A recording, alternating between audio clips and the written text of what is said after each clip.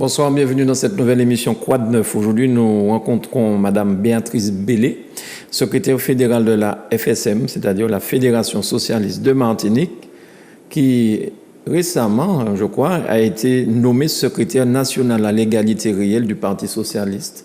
C'est bien ça, je ne me trompe pas? Oui, bonsoir. Bonjour Madame Bellé, ça va bien? Oui, ça va bien, merci. Bonsoir à tous les téléspectateurs de Martinique et d'ailleurs. Oui, Martinique et d'ailleurs. Et puis, permettez-moi aussi de présenter à tous mes meilleurs vœux pour cette année 2021, qui, nous l'espérons, sera de meilleure qualité, même si sur certains points, j'ai quelques réserves. Mais lesquelles, en tout par exemple? Social notamment. Oui. Hein, et puis sur le combat qui nous intéresse et qui m'intéresse plus particulièrement au Parti Socialiste, qui est celui des égalités ou des inégalités. Vous trouvez par exemple qu'il n'y a pas assez de femmes au poste de pouvoir en politique? Notamment, mais c'est un peu partout au final. Les inégalités hommes-femmes sont encore d'actualité au XXIe siècle. Une femme à compétences égales sur un même poste est en moyenne payée au moins 20% de moins qu'un homme. Donc ça, ce sont des inégalités. Et puis sur un certain nombre de sujets, comme la politique notamment. Et vous pensez que ça va changer, ça? C'est aux femmes de faire en sorte que ça change. En Martinique, elles sont plus nombreuses, vous le savez. Est-ce qu'il faut une loi pour faire changer les choses? Parfois, il en faut. Et sur la parité, notamment dans les instances politiques, c'est une loi qui a dû imposer la parité. Mais on voit d'ailleurs, et on le voit quasiment dans toutes les élections, malgré le fait qu'il y ait la parité, regardez bien aujourd'hui, dans les deuxièmes femmes qui ont été mises sur les listes des municipales, lesquelles sont réellement premières adjointe, par exemple. C'est ça. C'est vrai que la parité, pour que les téléspectateurs comprennent bien, c'est le même nombre de femmes et d'hommes sur la liste. Exactement. Mais s'il y a un meilleur homme, ça ne veut pas dire que le premier adjoint, c'est une femme. Voilà. D'accord. Et vous souhaitez que ce soit comme ça?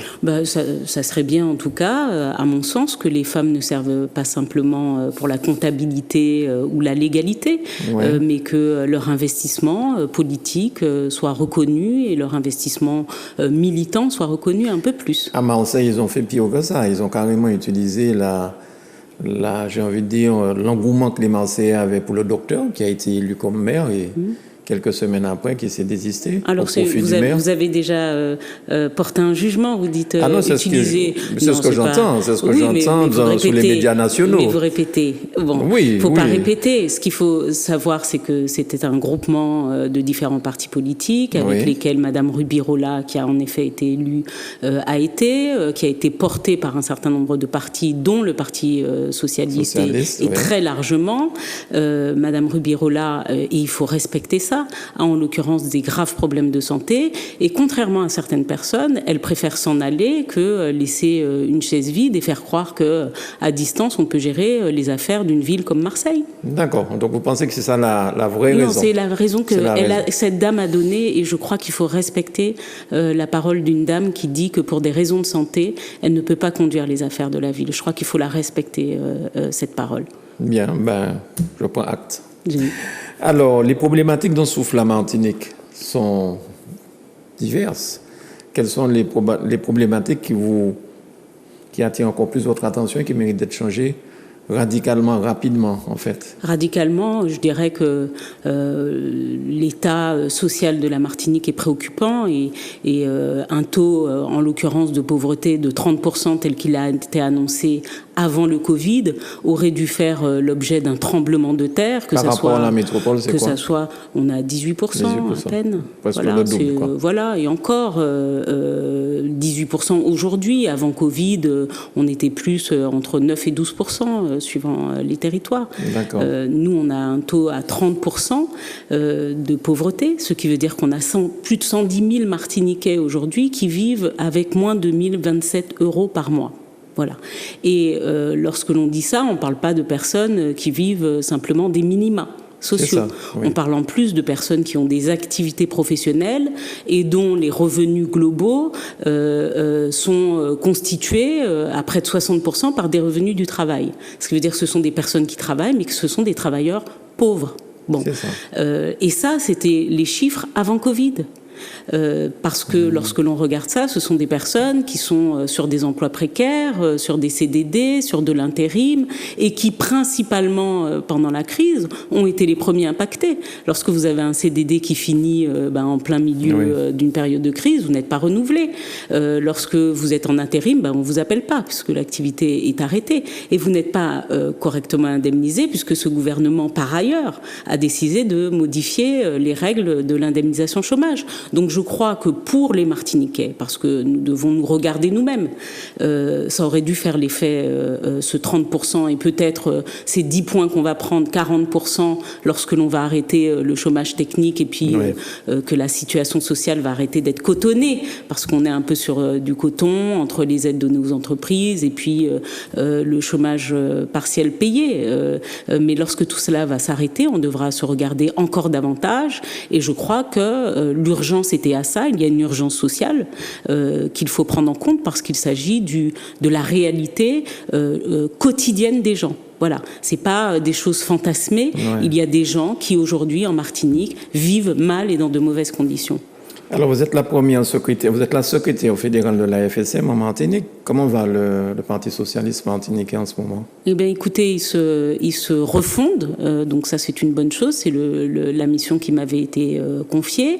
Je crois qu'il est un peu plus visible, et ça c'est également une bonne chose. Il se rajeunit, il gagne en militants, et d'ailleurs j'invite tous les Martiniquais qui ont cette fibre socialiste à nous rejoindre.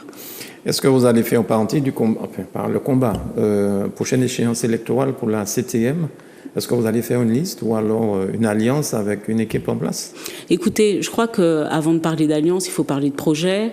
Définitivement, il faut parler aussi de vision et de socle. Je crois que vraisemblablement, ce que les Martiniquais disent depuis un certain nombre d'années, quand on voit les taux de participation qui sont en baisse fulgurante, ça aussi, ça devrait interpeller un certain nombre de nos politiques. C'est que les Martiniquais, n'ont plus confiance dans la politique telle qu'elle est pratiquée, et donc dans ces jeux d'alliance qui ne sont parfois que des comptabilités de personnes, et puis parfois également n'ont plus confiance dans le personnel politique qui est en place pour certains depuis des décennies et des décennies, voire parfois presque des demi-siècles.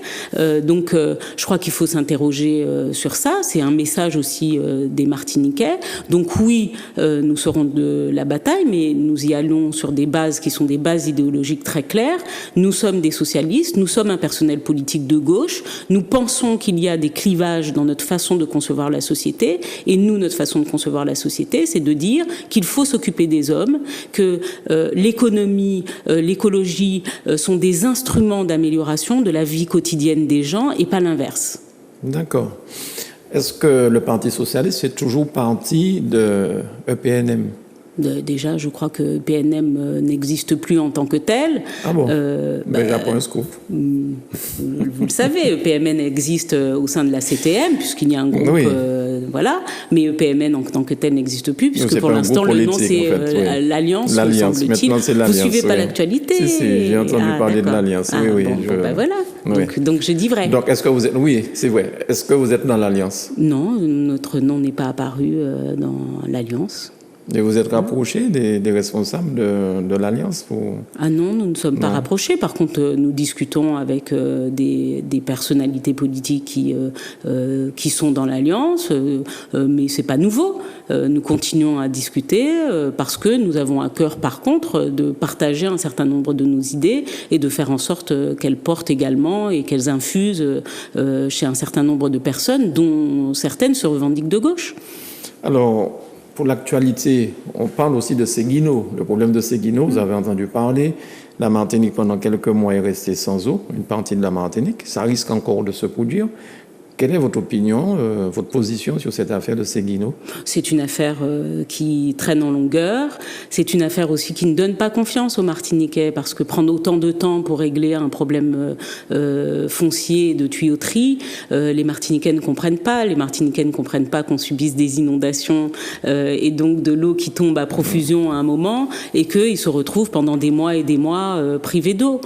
Pour ce qui est, parce que je pense que c'est un peu cela votre question, pour ce qui est de la gestion politique de cette affaire, je crois que la chose devient très complexe. complexe. Bon, moi, la question que je pose, et le droit va y répondre, c'est devons-nous ou devions-nous d'ores et déjà verser cette somme à un propriétaire terrien ? Je n'ai pas la réponse parce que la réalité, c'est que le dossier, on l'a vu, avec des pièces qui sortent les unes après les autres, il appartiendra au juge de juger de la légitimité de cette délibération déjà de l'Assemblée, et puis de la légitimité de cette plainte. Pour autant, j'observe que le représentant de l'État donne raison au président de l'exécutif en ce que il y a peut-être une autre procédure à mener et qui pourrait amener plus d'équité dans le traitement. Voilà. Mais ça prendra beaucoup plus de temps. Écoutez, vous savez, c'est comme un petit chantage. Après, il faut savoir ce que l'on veut politiquement. Est-ce que l'on veut de la légitimité dans l'action publique ? Donc, est-ce que ce que l'on fait, on doit le faire simplement parce que il y a une situation à résoudre ? Est-ce que aujourd'hui, ce que l'on a décidé de faire, nous sommes habilités à le faire ? Et est-ce que c'est juste de le faire ? Bon. Et moi, je me pose la question de savoir, parce que ce monsieur n'est pas le seul, éventuellement, à avoir subi des dommages sur son terrain, des dommages qui ont pu engendrer, parce que c'est ça la réalité, c'est que c'est un glissement de son terrain qui a amené à une casse d'un tuyau qui appartenait auparavant au Conseil général. D'accord ? C'est pas l'inverse. Bon. Et c'est la casse. Moi, j'ai entendu l'inverse. Non, c'est un tuyau qui a pété. Non, c'est l'inverse. Le terrain a glissé, le tuyau a pété, le tuyau en pétant, c'est normal. C'est quand même deux tuyaux qui alimentent la moitié de la Martinique, ont évidemment ravagé le terrain. Bon, la question qui se pose aujourd'hui, puisque a priori notre collectivité, donc les Martiniquais, parce que ça nous appartient, le bien public n'était pas responsable de l'état de la situation, d'accord ? Il faut savoir par où ça a commencé. La question qu'on doit se poser, c'est pourquoi ça n'a pas été réglé plus avant. Et puis la question qu'on doit se poser aussi, c'est que si tous les Martiniquais qui subissent un dommage public sollicitent des sommes qui sont assez conséquentes, même si elles paraissent sur un budget de la CTM être mineures, mais c'est des sommes conséquentes. Si tous les Martiniquais qui subissent un dommage de la part des ouvrages publics rentrent dans un rapport de force aussi important et aussi long avec une collectivité, où allons-nous ? Voilà, parce que je ne pense pas que ce soit la seule fois que des cas s'est provoqué, des inondations de terrain, et pourtant on n'en a pas entendu parler. Mais vous avez parlé du Conseil général, à l'époque c'était 400 et quelques mille euros qui étaient signés, qui étaient actés, qui devaient toucher. Finalement, il a transigé en demandant 225 000 euros pour finir avec tout ça. Ce serait peut-être une solution. Il y a eu 400 000, il y a eu 90 000, il y a eu 500 euros par mois. C'est pour ça que je vous dis, nous n'avons peut-être pas tous les éléments. Mais en tout cas, l'urgence, c'est de donner de l'eau aux Martiniquais. L'urgence, c'est de donner de l'eau aux Martiniquais. L'urgence, c'est également de faire respecter les Martiniquais que nous sommes et les élus que nous avons mis à la tête de nos collectivités. Et donc, en respectant les élus, on respecte aussi les Martiniquais. C'est mon avis personnel. Ça vous a pas paru étrange qu'il faille demander au préfet d'intervenir, d'arbitrer ce problème ? Écoutez, pour les personnalités les personnalités qui se disent indépendantes. Écoutez, vous voyez, c'est précisément ce que nous aimerions changer en politique, c'est-à-dire accompagner les choses d'un peu plus de probité, d'un peu plus de vérité. Mais tout le monde sollicite le préfet lorsqu'il y a un arbitrage à faire et que c'est lui seul qui peut arbitrer, parce qu'en réalité, c'est la loi dont nous dépendons qui fait que c'est le préfet qui peut régler un problème triste, parce que ce qui se passe à la CTM est triste. Le spectacle qui est donné n'est à l'avantage de personne, et certainement pas à l'avantage ni des Martiniquais, ni des politiques, et donc des personnes qui veulent revendiquer de pouvoir porter quelque chose pour les Martiniquais. C'est à l'avantage de personne. Ce qui se passe, ce spectacle est affligeant, vraiment affligeant. Pour autant, la loi dit que s'il y a un conflit sur un certain nombre de questions, c'est le préfet. Bon, on ne va pas aller solliciter Pierre-Paul ou Jacques, alors que c'est le préfet qui, légalement, est autorisé à arbitrer. Alors, ce week-end, il y a eu la rentrée politique de PIA, et nous avons remarqué que se trouvait à cette réunion, à cette rentrée politique, M. Claude Lise, la députée du Nord, ça semble être une nouvelle alliance, en tout cas, pour aller aux prochaines élections. Qu'est-ce que vous en pensez? Je n'en sais rien. Je crois qu'il faut poser la question aux principaux intéressés ou non, mais après aux principales personnes. On voit bien où c'est que l'ancienne alliance a conduit le pays. Mais vous savez, encore une fois, ancienne alliance, mais moi je le dis, alliance, tout le monde savait. Monsieur Marie-Jeanne savait qu'il faisait alliance avec une droite LR sarkozyste. D'accord. Et monsieur Yann Monplaisir n'ignorait pas qu'il faisait alliance avec un indépendantiste. Enfin, il faut à un moment être sérieux.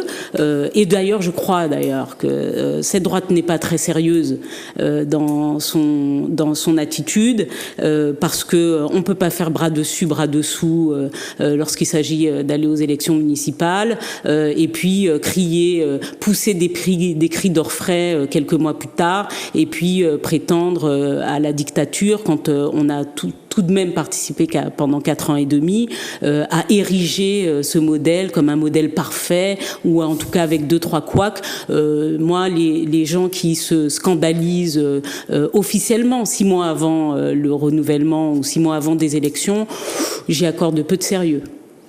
Vous n'êtes pas dur un peu avec eux Non, je vous le dis, mais je pense pas que. Mais je vous dis, je pense pas que les Martiniquais soient dupes. Comme par hasard, tout éclate 6 mois avant les élections. Mais il fallait le faire avant.